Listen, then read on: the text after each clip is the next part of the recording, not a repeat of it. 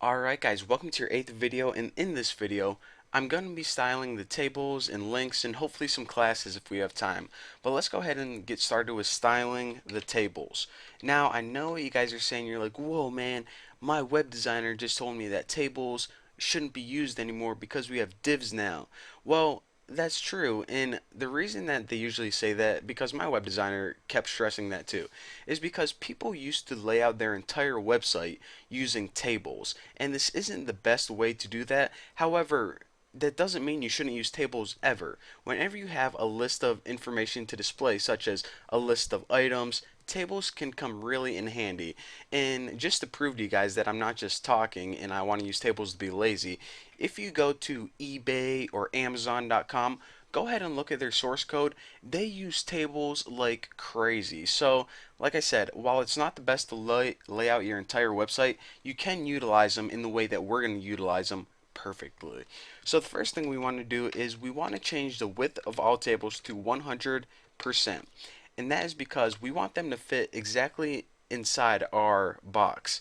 Now, why do we have to specify this? Because by default, your table width is only going to be wide enough to fit the content. So if you have like a picture that's 200 pixels wide and you have two of them, then your table would be 400 pixels. But we want this to be evenly spaced, so you guys are going to see why this is important later on.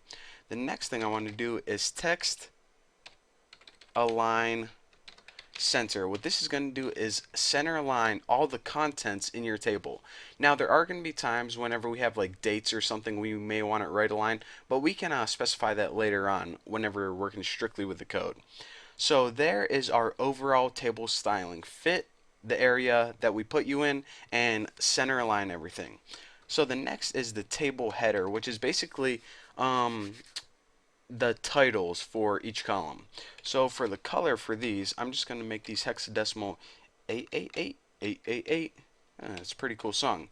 For font weight, and aside from headings, table headings are also bold by default. And I really don't like bold. I want like a subtle gray look.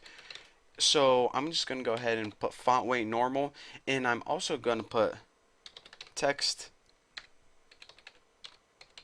decoration underline. So what this is going to be is it's going to be a nice light gray underlined font, very artistic, very beautiful, might I add. And the last thing I want to take care of is the table data. So we pretty much have the overall table and the titles for each column. Now for each cell of that table, basically, I want to add some padding.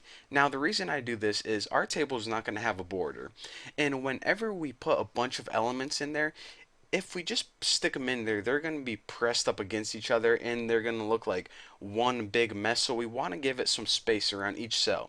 So the table data, the padding, I'm going to write shorthand. It's going to be 3 pixels, 10 pixels.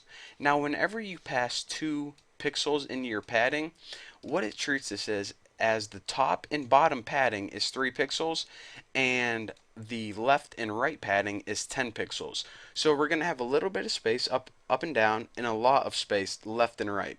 And those are pretty good settings. I already messed with them a little bit. So now it's time to mess with the links. The first thing I want to do is style the overall plain old link. The first link you see whenever you go to a web page.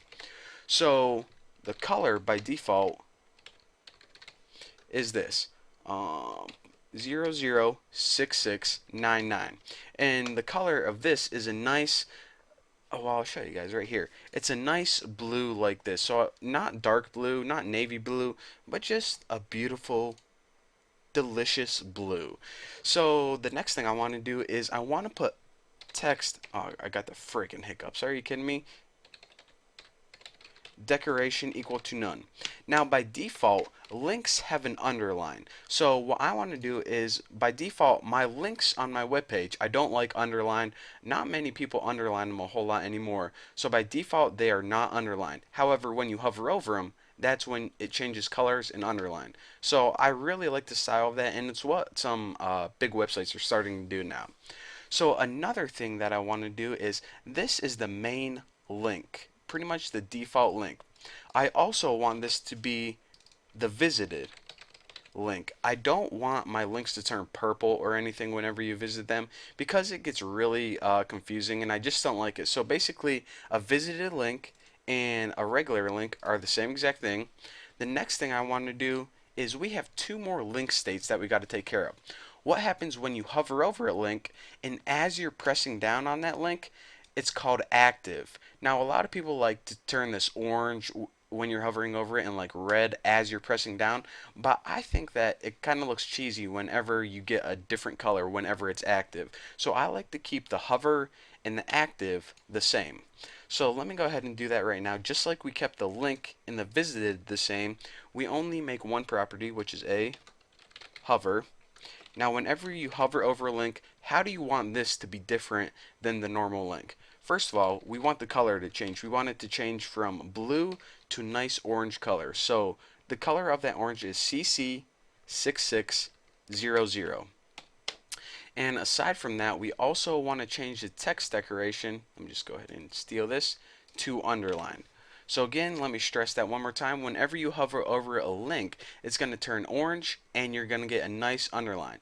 That just gives the user a feel of, you know what, I'm actually interacting with something and the web page isn't broken. Something is supposed to happen. That's what it is. So there you go. And aside from this, I also want to copy this whole baby and make my links hover and active. So basically, whenever you press down on the link, it doesn't change for a split second because I just think that's kind of cheesy. So there you go. There is the styles for the table as well as all the links. So in the next tutorial, what I'm going to be doing is there's a bunch of weird classes that we need to go over. And aside from that, with all the weird classes, we also need to kind of set the main layout for the website. What appears on the left, what appears on the right.